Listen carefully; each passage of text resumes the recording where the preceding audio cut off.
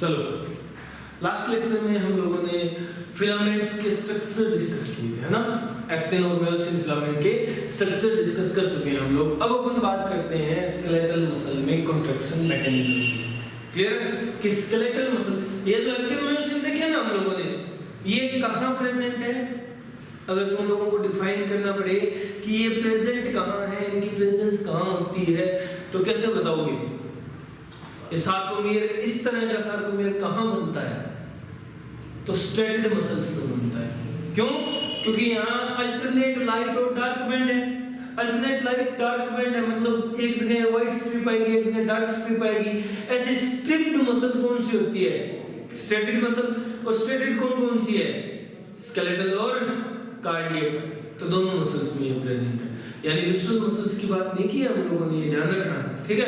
Visual muscles की बात करेंगे अलग से, बट अभी सिर्फ इनकी ही बात कर रहे हैं, समझ रहे हो?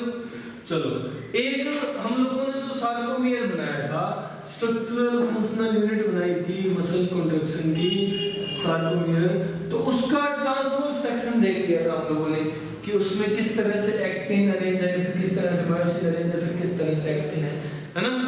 याद है तुम लोगों को? वो किस तरह का सेक्शन था? वो लॉन्गिट्यूडनल सेक्शन था, इस तरह से ट्रांसवर्स किया हुआ था।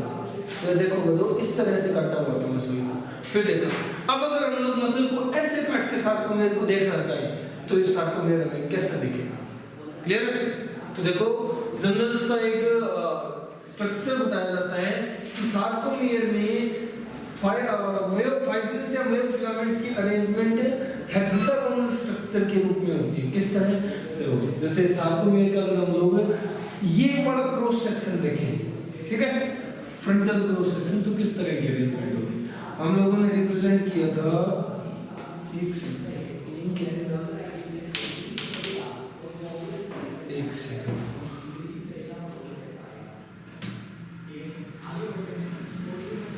हम लोगों ने सार्कोमियर को रिप्रेजेंट किया, तो देखो स्ट्रक्चर किस तरह का है, हेक्सागोनल स्ट्रक्चर कैसे बनता है। फर्स्ट ऑफ ऑल, हेक्सागन की फॉर्म में यहाँ अरेंजमेंट होगी एक्टिन मॉलिक्यूल्स। ये एक्टिन मायोफाइब्रिल बोल दो, मायोफिलामेंट बोल दो, ये है। क्लियर? ये इस तरह से प्रेजेंट होगी। 6 हेक्सागोनल एक्टिन के बीच में इस तरह से मायोसिन प्रेजेंट होगा। क्लियर? और ये सारे एक्टिन इस मायोसिन से जुड़े हुए हैं। क्लियर? ये सारे एक्टिन इस मायोसिन से जुड़े हुए हैं।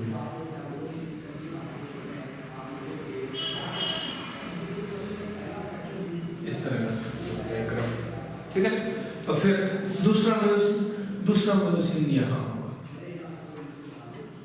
तो दूसरे मायोसिन से भी इसी तरह 6 एक्टिन मॉलिक्यूल्स जुड़े हुए होंगे। कैसे? रिप्रेजेंट करो।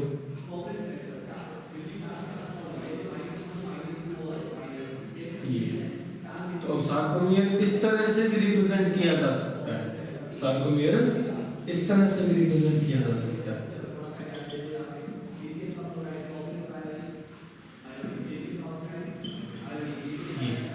ठीक है? तो ये जो हम लोग सेंटर में फिलामेंट्स बना रहे हैं, ये कौन से फिलामेंट है? ये सेंटर वाले पार्ट में जो हम लोगों ने नोटिफाई किया है, डिनोट किया, ये बनाया है, ये तो है मायोसिन। क्लियर? और ये आउटर में जो ब्लू कलर से रिप्रेजेंट कर रहे हैं, ये है एक्टिन। समझ लो? क्लियर है?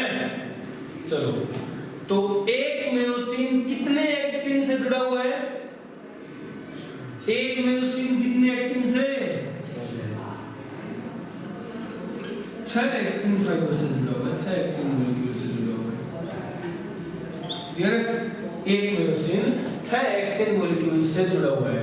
और अगर हम लोग कहें कि एक एक्टिन मॉलिक्यूल कितने मायोसिन मॉलिक्यूल्स के बीच में शेयर किया जा रहा है? एक एक्टिन मॉलिक्यूल कितने मायोसिन मॉलिक्यूल्स के बीच में शेयर किया जा रहा है? तो देखो, ये है। अब ये जो एक्टिन मॉलिक्यूल है, फॉर सपोज ये एक्टिन मॉलिक्यूल मान लो मैं, ये इस मायोसिन से भी जुड़ा हुआ है, इस मायोसिन से भी जुड़ा हुआ है, और इस मायोसिन से भी जुड़ा हुआ है। और कोई ऑप्शन है आसपास? नहीं हो सकता ना। तो एक एक्टिन कितने मायोसिन से जुड़ा हुआ होगा? एक एक्टिन कितने मायोसिन से जुड़ा हुआ होगा? 3 मायोसिन फाइब्रिल से। क्लियर? ये चीज याद रखना, एक मायोसिन 6 एक्टिन से जुड़ा हुआ होगा और एक एक्टिन 3 मायोसिन से जुड़ा हुआ होगा। क्लियर है? एक एक्टिन 3 मायोसिन से और एक मायोसिन 6 एक्टिन से जुड़ा हुआ होगा। क्लियर?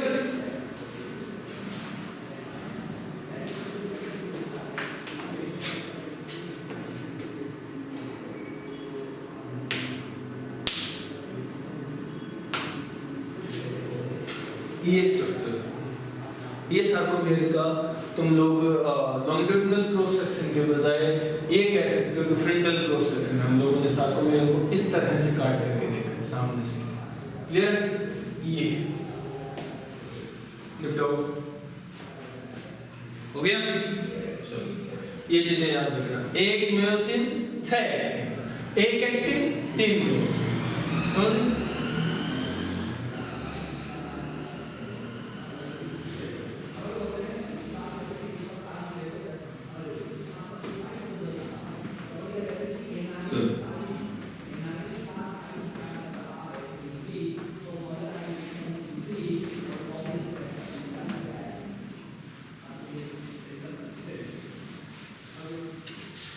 ये इस सार्कोमेर का structure.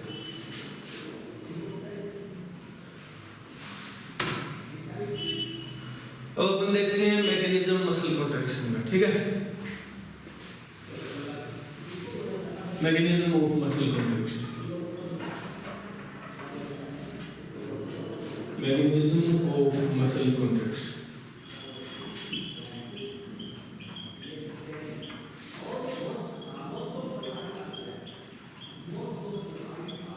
Mechanism of muscle contraction.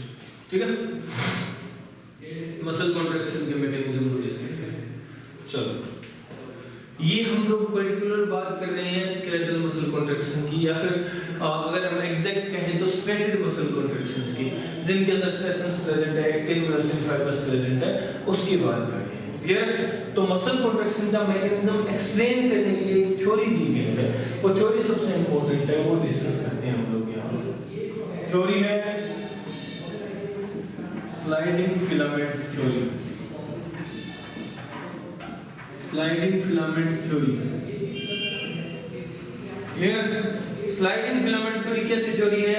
तो देखो, sliding filament theory first of all propose की गई थी, प्रपोज्ड बाय हक्सले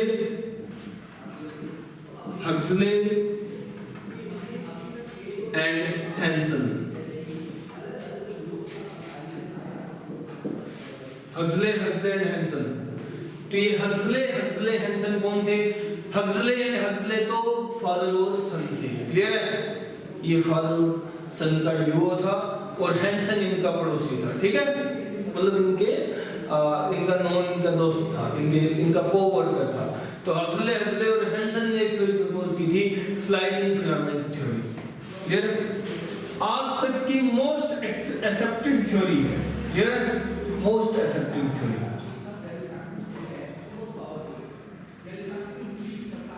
क्लियर? इस थ्योरी में क्या एक्सप्लेन किया इन्होंने, कैसे बताया कि मसल कॉन्ट्रैक्शन कैसे होता है? तो इन्होंने बताया कि थिन फिलामेंट जो है यानी एक्टिन जो है वो स्लाइड करता है, स्लाइड्स ओवर थिक फिलामेंट,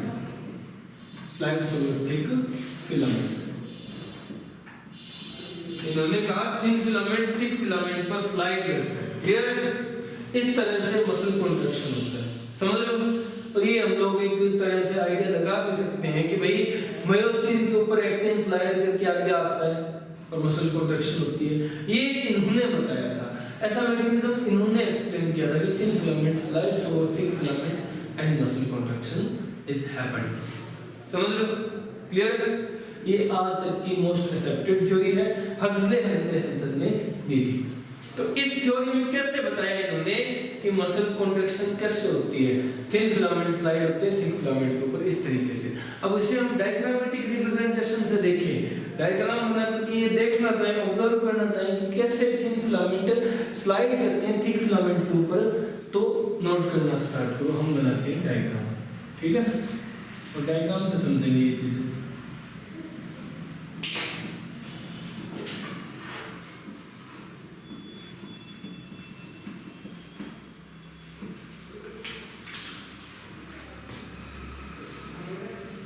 तो इस मैकेनिज्म के हम दो पार्ट कर लेते हैं इस थ्योरी के अकॉर्डिंग।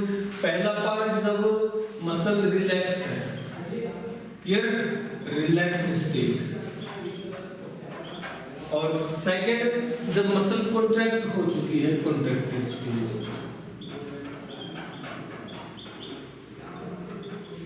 क्लियर है, कॉन्ट्रैक्टेड स्टेज या स्टेट एक ही बात है। चलो रिलैक्स स्टेट और कॉन्ट्रैक्टेड स्टेज। अब देखो डायग्राम से रिप्रेजेंट करेंगे, तो डायग्राम बनाओ। डायग्राम हम लोग मसल को मसल की यूनिट से रिप्रेजेंट करते हैं, सार्कोमियर से, तो सार्कोमियर बनाना है, ठीक है।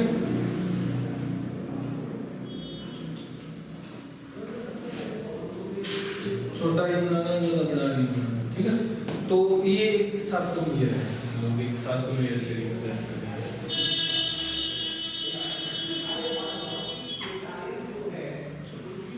सार्कोमियर में एक इमेजिनरी एक्सिस मिड लाइन हम लोग एम लाइन मानते हैं, क्लियर है, imaginary axis mid line M line, समझ।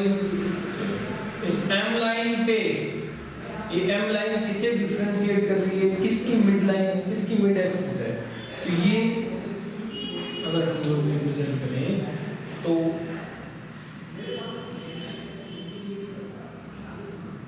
मायोसिन को डिफरेंशिएट कर रही है दो पार्ट्स में। मायोसिन की एक्सिस है, ये मायोसिन का टेडपोल लाइक स्ट्रक्चर,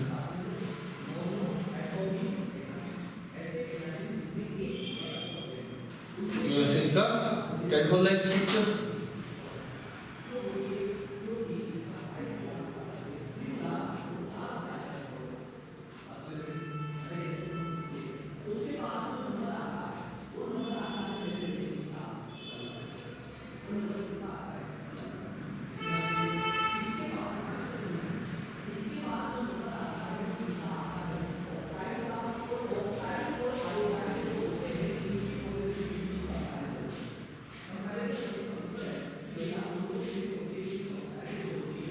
ये मायोसिन, ठीक है। अब मायोसिन पे अरेंज है एक्टिन फाइबर्स। एक्टिन किस तरह से अरेंज है, तो एक्टिन हम लोगों ने देखा जो नॉर्मल स्ट्रक्चर बनाया था वही बना था सार्कोमियर का।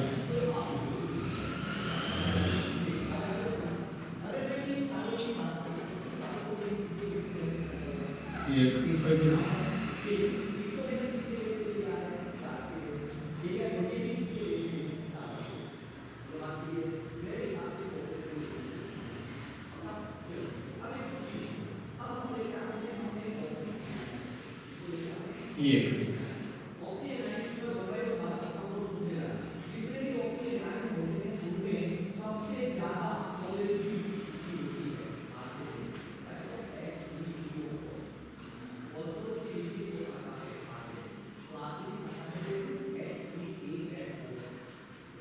ये एक्टिन है, ये इस तरह से प्रेजेंट है, क्लियर है।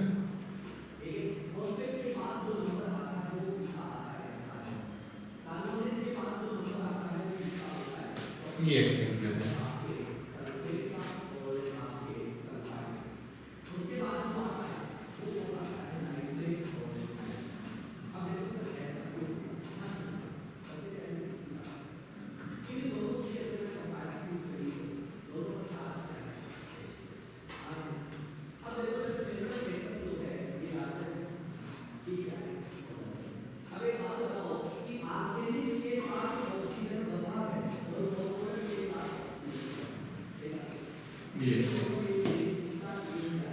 तो इसी तरह से बनाओ ये डायग्राम, थोड़ा सा अच्छे से बनाना ताकि अच्छे से मेमोराइज रहे, ये चीजें याद नहीं रहती, फिर हम लोग भूल जाते हैं।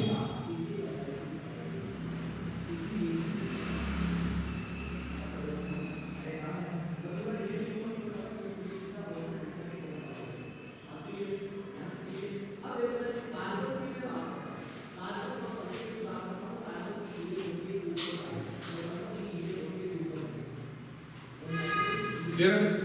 ये अब ये स्ट्रक्चर बन गया, ये स्ट्रक्चर बन गया।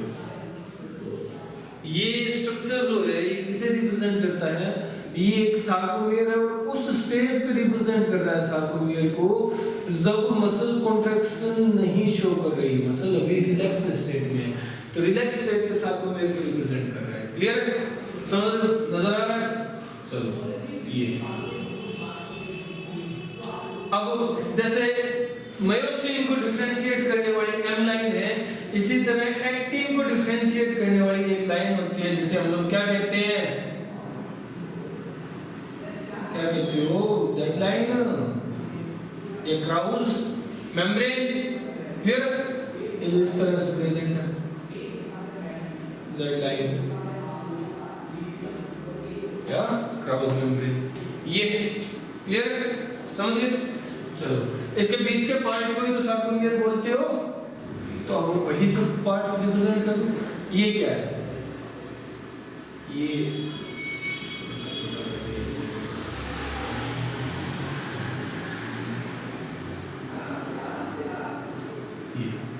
मायोसिन की जितनी लेंथ है उसको हम लोग रिप्रेजेंट करते हैं ए बैंड से।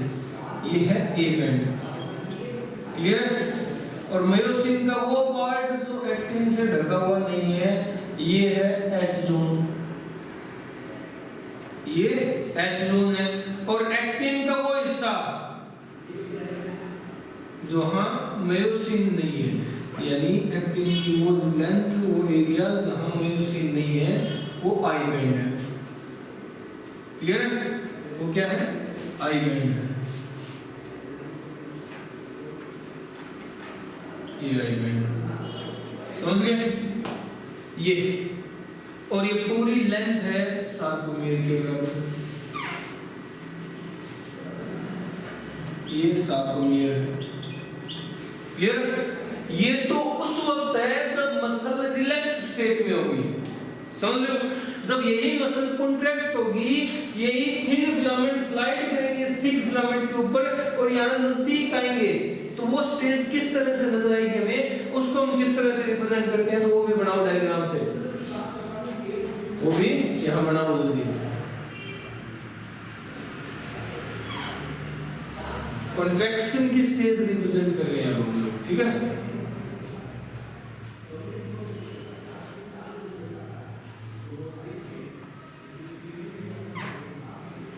कॉन्ट्रैक्शन की स्टेज रिप्रेजेंट कर रहे हैं। चलो बहुत ग्राफ करते हैं। ये हो गया। अब बनाओ कॉन्ट्रैक्शन की ये स्टेज। देखो first of all M line, imaginary differentiating axis. Clear? ये है, इस पर रिप्रेजेंट है, इस पर प्रेजेंट है अपना मायोसिन।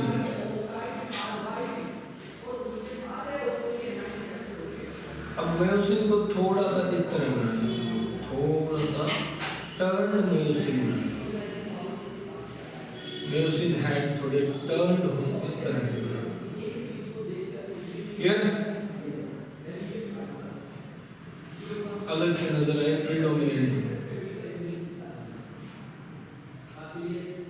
क्योंकि मायोसिन ही है जो कॉन्ट्रैक्शन करेगा।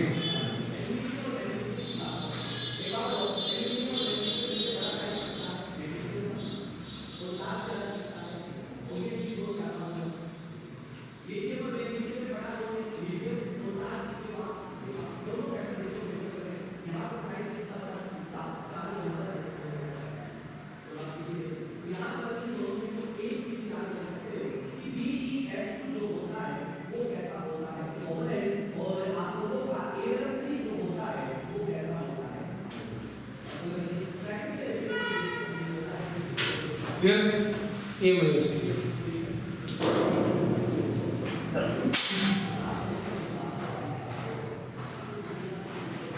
ये मायोसिन है। ठीक है? अब मायोसिन हम लोगों ने बनाया। अब इस पर एक्टिन फाइबर बनाओ। एक्टिन फाइबर को रिप्रेजेंट उसी तरीके से करोगे जिस तरह से यहाँ किया है, बट चेंज क्या होगा? एक स्लाइड, एक छोटा सा चेंज होगा। क्या कि ये एक्टिन फिलामेंट्स जो है, ये समझने की कोशिश करो। ये जो एक्टिन फिलामेंट है ये स्लाइड करके नजदीक आ जाएंगे, इस तरफ के इस साइड आएंगे एम लाइन की तरफ, तो इस साइड साइड वाले भी लाइन की तरफ आएंगे। क्यों आ रहे हैं? क्यों आ रहे हैं? क्योंकि ये इससे जुड़ जाएगा, इन दोनों की एक्टिव साइड जुड़ जाएगी, क्योंकि मसल ये मायोसिन का हेड जो है ये इससे टर्न होगा, जैसे ये टेडपोल लाइक मायोसिन है, ये इससे टर्न होगा, क्लियर है, इसका हेड ऐसे टर्न होगा तो ये एक्टिन को अपनी तरफ खींचेगा, फिर आगे से आगे वाले को पकड़ाता जाएगा, आगे से आगे स्लाइड होता जाएगा, ठीक है, तो ये नजदीक आ जाएंगे। इसीलिए यहाँ मायोसिन और वहां वाले मायोसिन में थोड़ा सा फर्क रिप्रेजेंट किया है ना, वो थोड़े से टर्न शो किए मैंने, क्यों? क्योंकि उन्होंने कॉन्ट्रैक्शन कर दी है, इन्होंने कॉन्ट्रैक्शन नहीं की थी। यहाँ हम लोग एक्टिन को मायोसिन से दूर रिप्रेजेंट कर रहे हैं, वहां दोनों को एक दूसरे से चिपका के रिप्रेजेंट करेंगे, क्यों? क्योंकि वहां कॉन्ट्रैक्शन हो चुकी है, ठीक है, वहां दोनों की एक्टिव साइड जुड़ चुकी है, ठीक है, तो बड़ा हो गया।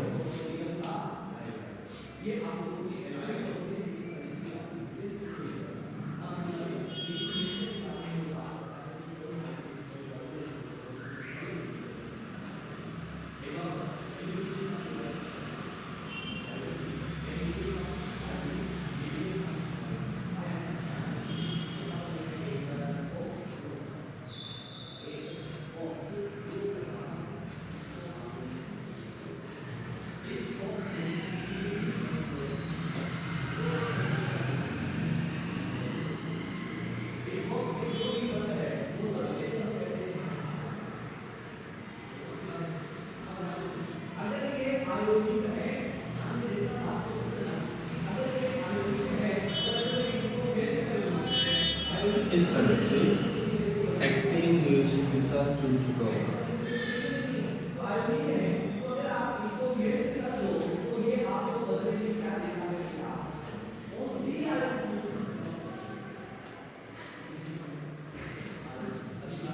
ये जुड़ चुका होगा, ठीक है।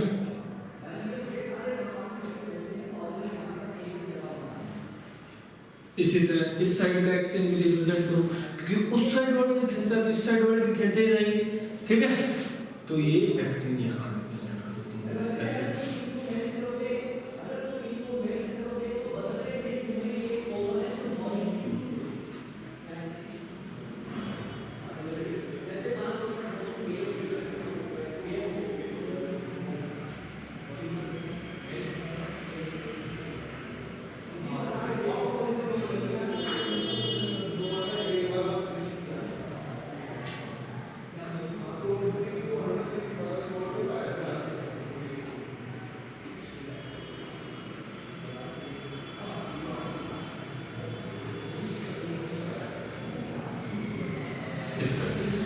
ठीक है, ये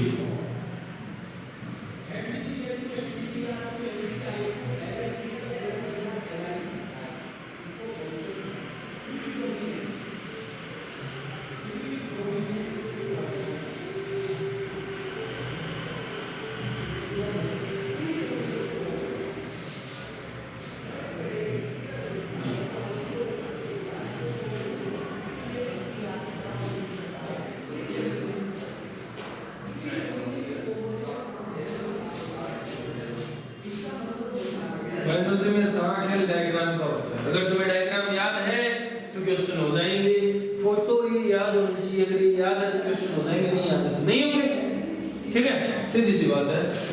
तुम लोग तुक्के नहीं मार सकते, तुम लोग रट नहीं सकते,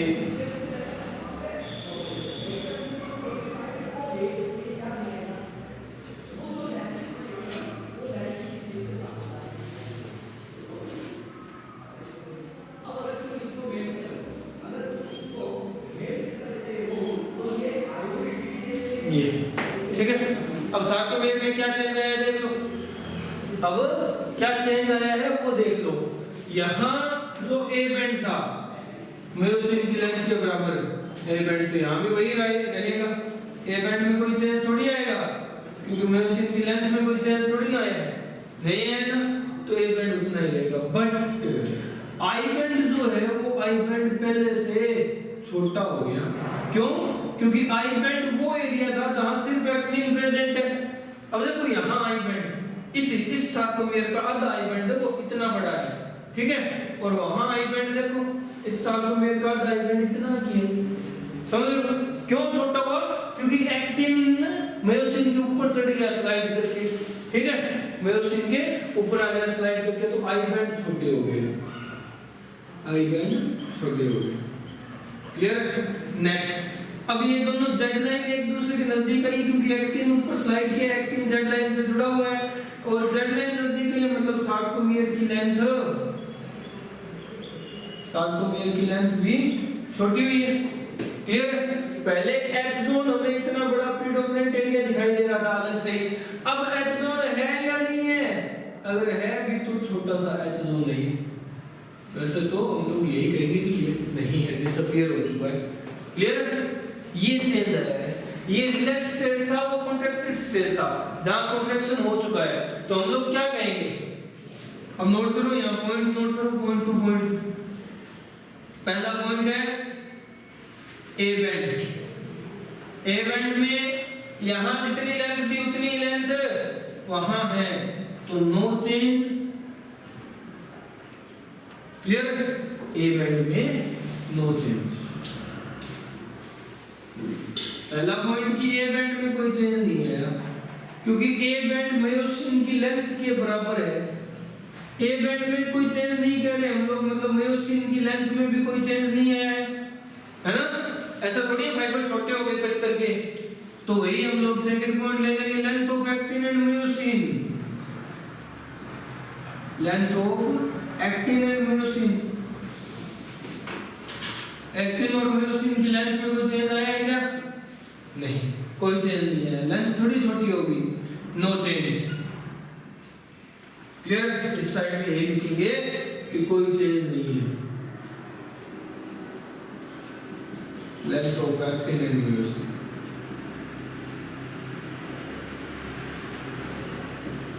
एक्टिन मायोसिन की लेंथ में 1% का भी चेंज नहीं है, फाइबर प्रोटीनस फाइबर थे, छोटे थोड़ी हो जाएंगे, काटा थोड़ी ना है, हम लोगों ने एक दूसरे के ऊपर स्लाइड किया है। अब देखो जैसे ये है, ये एक्टिन थे, ये मायोसिन थे, पहले ऐसे थे, अब ये स्लाइड करके ऐसे हो गए, उंगलियां छोटी थोड़ी होगी, जस्ट स्लाइडिंग ही तो हुई है, तो नो चेंज।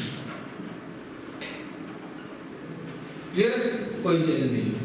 समझ? नेक्स्ट, अब आते हैं आई बैंड में। पॉइंट है आई बैंड, हमें नजर आ रहा है यहाँ आई बैंड बड़ा है, वहां आई बैंड छोटा हो गया है ना? यहाँ आई बैंड ज्यादा था और यहाँ आई बैंड कम हो गया, तो अगर डिफरेंस पूछने लगे कि कॉन्ट्रैक्शन के बाद आई बैंड में क्या चेंज आया है, तो आई बैंड छोटा हो गया है यहाँ, ठीक है, यहाँ आई बैंड छोटा हो गया, एरो से रिप्रेजेंट करेंगे हम लोग, आई बैंड की लेंथ डिक्रीज हो गई है। चलो नेक्स्ट, अगर कोई पूछे भाई एच जोन के साथ क्या हुआ रे, एच जोन का क्या हुआ, तो यहाँ हमें दिखाई दे रहा है अलग से, एच जोन काफी बड़ा एरिया है यहाँ पर, मतलब एच जोन ज्यादा होगा, एच जोन बड़ा एरिया होगा, जबकि यहाँ क्या हुआ कॉन्ट्रैक्शन के बाद, जब कॉन्ट्रैक्शन हुआ तो एच जोन के साथ क्या हुआ, एच जोन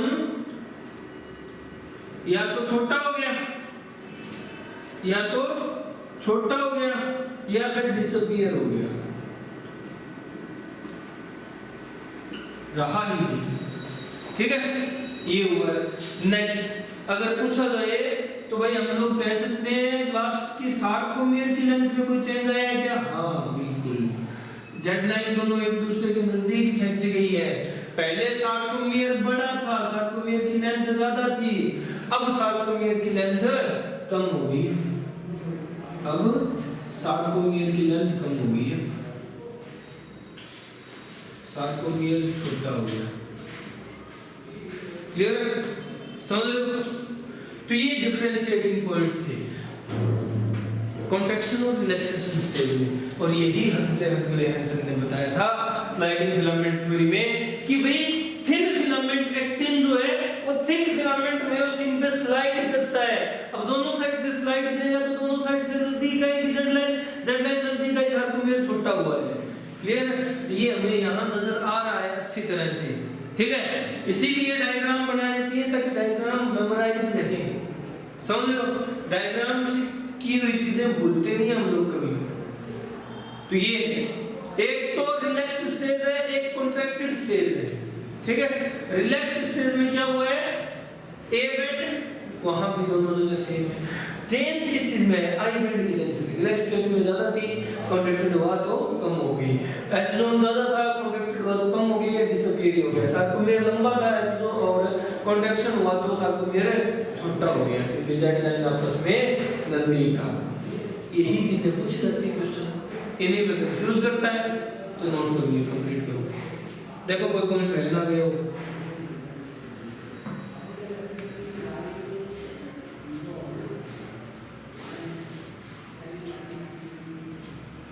हो गया, क्लियर है, पल्ले पड़ा। चलो ये था, ये मैकेनिज्म है मसल कॉन्ट्रैक्शन, ठीक है।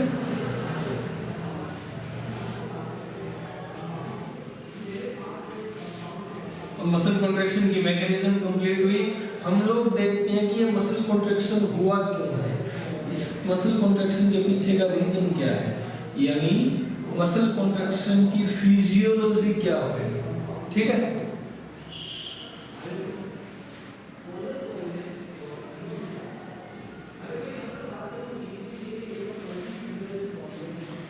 मसल कॉन्ट्रैक्शन की फिजियोलॉजी क्या है।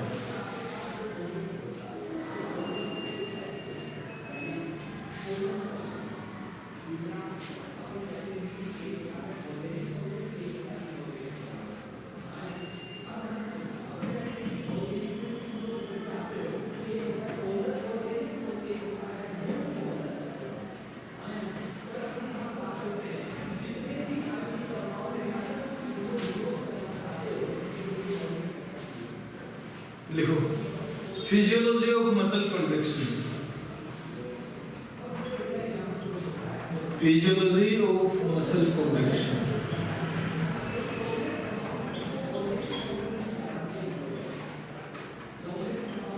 मसल कॉन्ट्रैक्शन की फिजियोलॉजी, मसल कॉन्ट्रैक्शन क्यों हुआ है, कैसे हुआ है, ये देखना, ठीक है।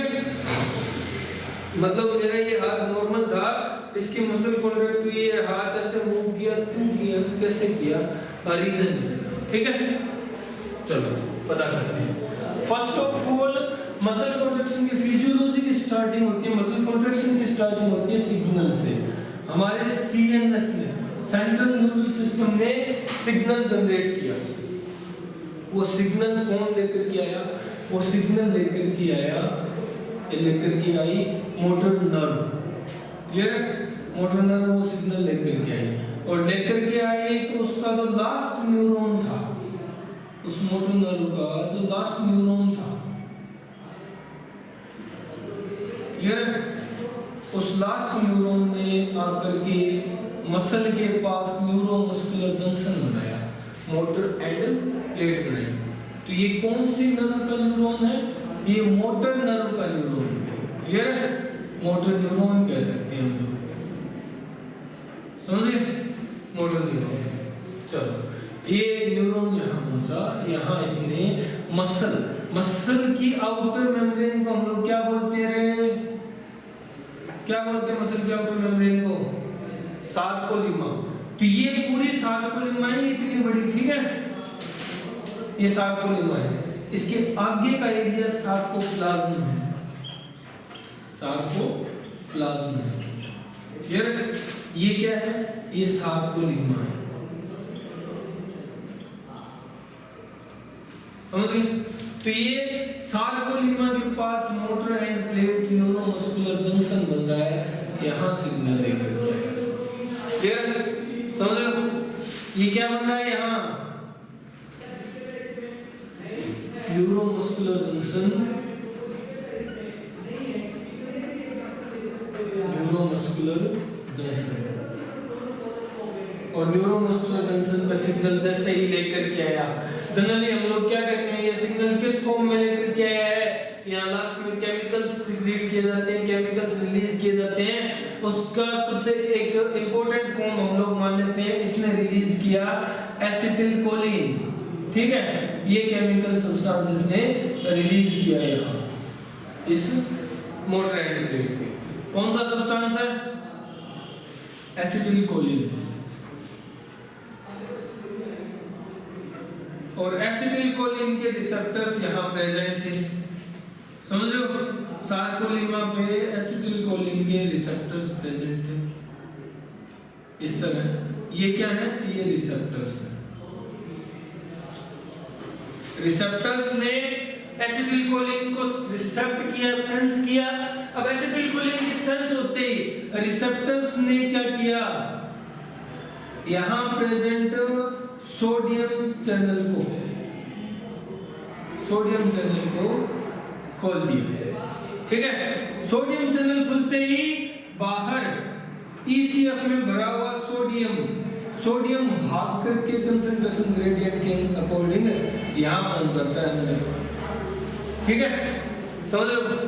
रिसेप्टर्स ने क्या किया, रिसेप्ट करके एक्शन पोटेंशियल जनरेट हुआ और एक्शन पोटेंशियल जनरेशन से ये चैनल खुल गया।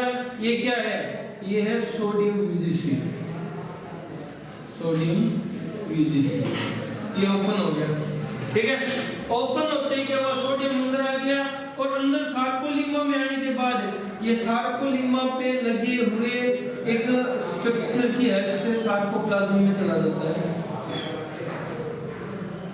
ये स्ट्रक्चर क्या है, ये है टी ट्यूब्यूल्स यानी ट्रांसवर्स ट्यूब्यूल्स की हेल्प से आगे चला जाता है। ये ट्रांसवर्स ट्यूब्यूल्स की हेल्प से ये सोडियम मॉलिक्यूल जब आगे जाएगा सार्कोप्लाज्म में, ये सार्कोप्लाज्म में निकलेगा कहां, ये सार्कोप्लाज्म में जाएगा सार्कोप्लाज्मिक रेटिकुलम के पास। तो फोर्स कोज यहां सार्कोप्लाज्मिक रेटिकुलम प्रेजेंट है, ठीक है, यहां सार्कोप्लाज्मिक रेटिकुलम प्रेजेंट है।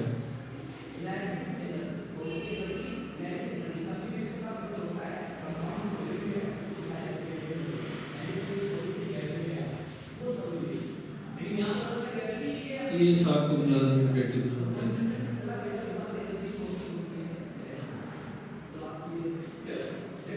ये सार्कोप्लाज्मिक रेटिकुलम क्लियर है।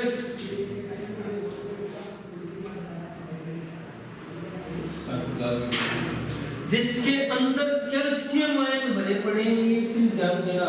हम लोगों ने पहले ही कहा था सार्कोप्लाज्मिक रेटिकुलम ऐसा एंडोप्लाज्मिक रेटिकुलम है जो कैल्शियम आयन स्टोर करके रखता है। ये चीजें याद होनी चाहिए। कैल्शियम आयन भरे पड़े हैं, ये जैसे ही सोडियम यहाँ आएगा सार्कोप्लाज्मिक रेटिकुलम पे, ये ऐसी सेंसेशन जनरेट करेगा जिससे सार्कोप्लाज्मिक रेटिकुलम में कैल्शियम रिलीज कर दे,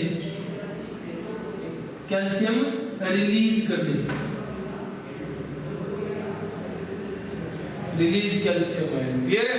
कैल्शियम आयन जैसे ही रिलीज हुआ, ये कैल्शियम भागता जाएगा और कहां जाएगा रे, ये जाएगा टीपीसी के पास, अपनी बॉडी के पास, जो इसके इंतजार में बैठी है उसके पास जाएगा। फिर बजाड़ होगी, मतलब उससे चिपक जाएगा और चलेंगे चांद पर और उसको वहां से हटा देगा।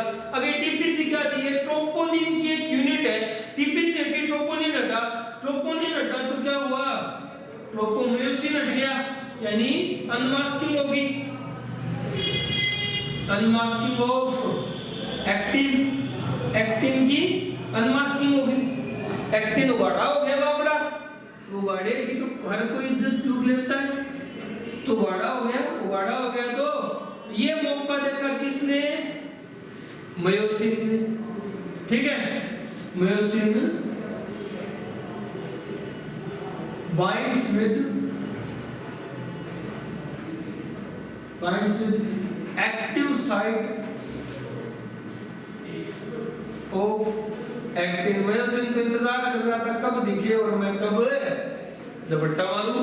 अब मायोसिन को दिखा और मायोसिन बोला मजा आ गया, चलो। तो मायोसिन भचड़ने से चिपक गया और बना दिया एक्टिन मायोसिन कॉम्प्लेक्स।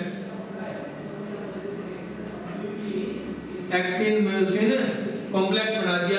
अब एक्टिन मायोसिन कॉम्प्लेक्स बन गया, एक्टिन मायोसिन एक दूसरे से जुड़ गए तो नॉर्मल सी बात है, जुड़ते ही तो फिर घसड़ा होगी, ठीक है, एक दूसरे के ऊपर है, वो इसके ऊपर है, वो इसके ऊपर है, वो इसके ऊपर स्लाइड करेंगे। अब स्लाइड करेंगे इसके कारण कांड होगा, कांड कॉन्ट्रैक्शन होता है। किसका contraction? Muscle contraction, muscle contraction हो गया, क्लियर? तो ये थी पूरी फिजियोलॉजी मसल कॉन्ट्रैक्शन की। सीएनएस ने सिग्नल भेजा, सिग्नल भेजने से क्या हुआ? मोटर न्यूरॉन सिग्नल लेकर के आया, कहां लेकर के आया? Motor end plate neuromuscular junction पे लेकर के आया, या एसिटिलकोलिन रिलीज किया। एसिटिलकोलिन न्यूरोट्रांसमीटर है और इसके रिसेप्टर्स प्रेजेंट है सार्कोलिमा के पास। सार्कोलिमा पे जैसे ही एसिटिलकोलिन रिसेप्ट किया गया, रिसीव किया गया, रिसेप्टर्स ने एक्शन पोटेंशियल जनरेट कर दिया। एक्शन पोटेंशियल जनरेट होते ही सोडियम के चैनल खुल गए, सोडियम भाग के अंदर आया, टी ट्यूब्यूल्स की हेल्प से सार्कोप्लाज्मिक रेटिकुलम तक पहुंच गया और सार्कोप्लाज्मिक रेटिकुलम को बोला देख क्या कर रहे थे, छोड़ कैल्शियम ने बापड़ा ने पकड़ रखे है, तो यहां से कैल्शियम रिलीज करवा दिया। अब कैल्शियम जैसे रिलीज हो, कैल्शियम बोला मजा आ गया, अब तो अपनी वाली के पास जाऊंगा, भागा टीपीसी से चिपक गया, बोला चल चांद पर, और टीपीसी को अलग किया, टीपीसी अलग हुआ, ट्रोपोनिन अलग हुआ, ट्रोपोमायोसिन हटा, ट्रोपोमायोसिन हटा, बापड़ा एक्टिन उगाड़ा हो गया। अब उगाड़ा हो गया तो मायोसिन इसी का तो इंतजार कर रहा था, कब एक्टिन उगाड़ा और कब मैं जाऊं, तो एक्टिन उगाड़ा और मायोसिन आकर के चिपक गया। चिपकने के बाद फिर कॉम्प्लेक्स बना, फिर घसड़ा हुई, मसल कॉन्ट्रैक्शन हुई, स्लाइडिंग हुई, ठीक है। ये है फिजियोलॉजी ऑफ मसल कॉन्ट्रैक्शन, ये है physiology of muscle contraction. Note करो, ये इंपॉर्टेंट है, इंपॉर्टेंट है।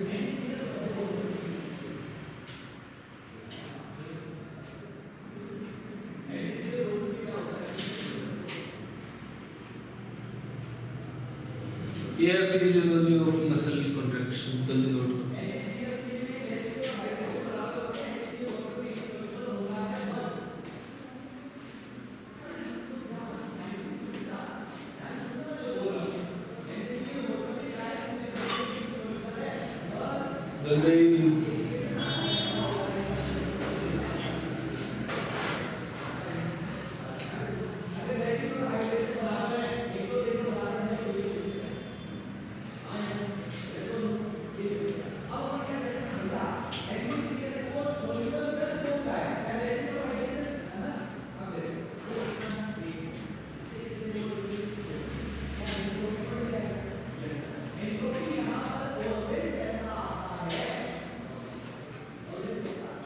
हो गया, समझ आया?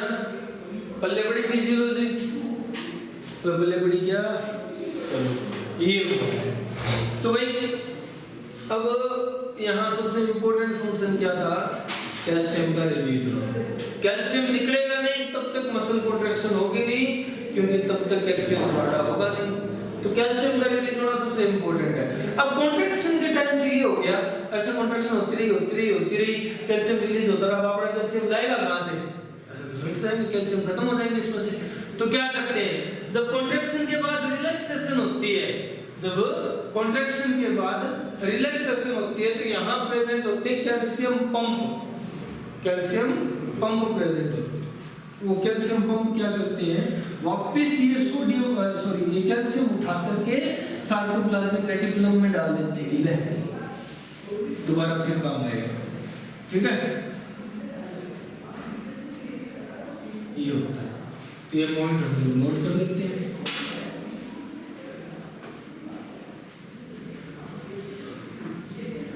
तो लिखो, ड्यूरिंग रिलैक्सेशन कैल्शियम पंप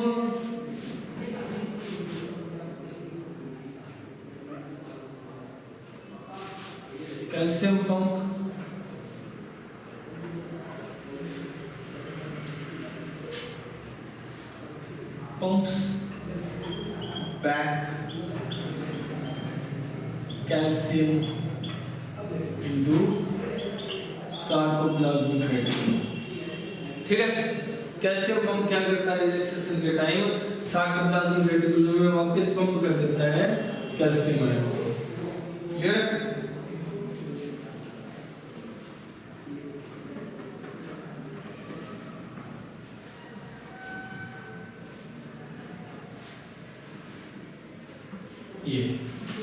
ये थी फिजियोलॉजी ऑफ मसल कॉन्ट्रैक्शन और एक्चुअल कहूं तो physiology of striated muscle contraction, physiology of striated muscle contraction थी। ठीक है, सिर्फ स्ट्रेटेड मसल की फिजियोलॉजी थी, समझ आया? चलो, तो स्ट्रेटेड मसल की तो स्ट्रक्चर, उसकी मैकेनिज्म और उसकी फिजियोलॉजी हम लोगों ने डिस्कस कर ली।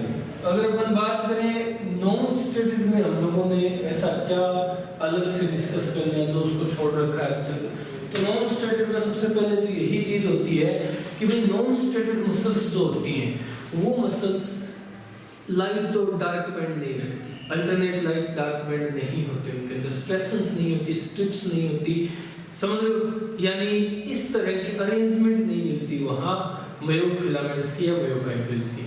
तो वहाँ किस तरह की अरेंजमेंट मिलती है, वो कैसी होती है मसल, ये डिस्कस कर लेते हैं। तो हम लोग बात करेंगे नॉन स्ट्रेटेड मसल्स की। अब नॉन स्ट्रेटेड मसल डिस्कस करेंगे। Non striated muscle, clear? First of all हम लोगों ने जब एक रफ आइडिया लिया था तीनों मसल्स का, तब नॉन स्ट्रेटेड स्मूथ मसल्स को हम लोगों ने कहा था कि ये मसल स्पिंडल शेप्ड होती है। क्लियर है? स्पिंडल शेप्ड मसल्स है, समझ लो? क्लियर? नेक्स्ट अगर अपन बात करें तो देखो स्पिंडल शेप्ड मसल्स के बाद अगर हम लोग इनको अलग डिनोटिफाई करना चाहिए, इनको नाम देना चाहिए, तो इनकी अपीयरेंस के कारण हम लोगों ने इसे कहा था ये स्मूथ मसल्स है, स्मूथ मसल्स है। या फिर जहां ये प्रेजेंट होती है, कहां प्रेजेंट होती है, विशुअल ऑर्गन्स में, तो हम लोगों ने विशुअल मसल कहा था, विशुअल मसल्स। ये ना ये पॉइंट। नेक्स्ट ये एक डिफरेंस शो करती है बाकी सारी मसल्स से। कैसा डिफरेंस है कि भाई non striated muscle generally multi nucleated होती है, सिंसिशियल होती है, हम लोगों ने देखा था ना, ये मसल यूनि न्यूक्लिएटेड होती है, यूनि न्यूक्लिएटेड होती है। अब नॉन स्ट्रेटेड क्यों कह रहे हैं, इसका रीजन कि यहाँ A and I band absent है, ए बैंड और आई बैंड नहीं होते यहाँ। क्लियर है? समझ रहे हो? तो पहले पढ़ रहा है ए बैंड और आई बैंड नहीं होते यहाँ। और नेक्स्ट इन मसल्स की स्पेसिफिकेशन देखें तो ये मसल्स फैटिग लेस मसल्स है, फैटिग लेस मसल्स। क्लियर है? इनके अंदर फैटिगनेस नहीं आती इन मसल्स में, समझ रहे हो? अब शेप देखें हम लोग कि मसल कैसी होती है, तो स्पिंडल शेप्ड मसल होती है। स्पिंडल शेप्ड हम लोग इस तरह से रिप्रेजेंट करते हैं, इस तरह से। अब इन स्पिंडल शेप्ड मसल्स में ये जो कॉर्नर वाला पोर्शन होता है यहाँ प्रेजेंट होते हैं मायोफिलामेंट्स इस तरह से, ठीक है? यहाँ इस तरह से मायोफिलामेंट्स प्रेजेंट होते हैं और मायोफिलामेंट्स नहीं होते हैं आपके पास। चलो ये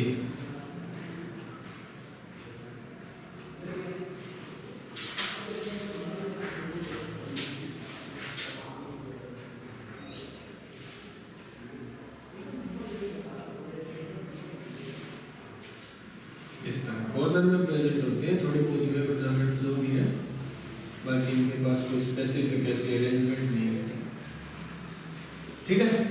और ये इनका एक सिंगल न्यूक्लियस होता है और बाकी सारा सार्कोप्लाज्म। क्लियर? ये स्पिंडल शेप्ड मसल्स होती है।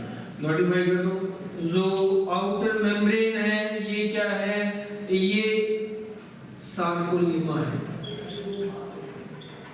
ये सार्कोलिमा है। जो इनर फ्लूइड मैट्रिक्स है ये सार्कोप्लाज्म है,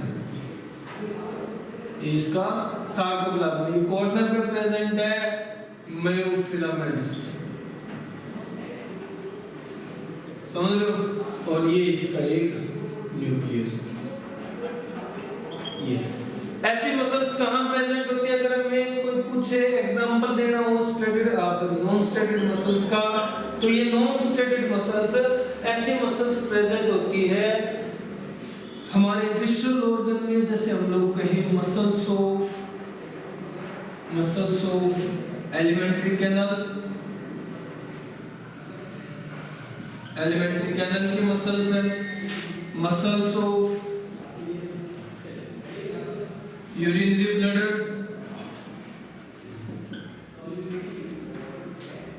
ब्लडर की मसल्स है, मसल्स ऑफ यूट्रस की मसल्स है, मसल्स ऑफ ब्लड वेसल्स, हमारी ब्लड वेसल्स की मसल्स है। नेक्स्ट मसल्स ऑफ आइरिस, यानी आइरिस मसल, एंड अगर हम लोग कहें तो मसल्स ऑफ एरेक्टर पिलाई, हेयर फॉलिकल्स। हेयर फॉलिकल्स की जो मसल होती है ना, स्पेसिफिकली उसे कहा जाता है एरेक्टर पिलाई।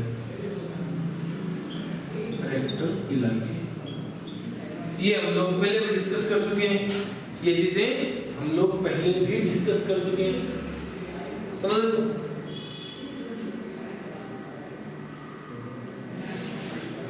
समझ गए? तो ये है मसल्स, ये इन मसल्स का एग्जांपल है। क्लियर है? ये चीज याद रखना। तो ये स्मूथ मसल्स है, नॉन स्टेटेड मसल्स है। क्लियर? समझ गए?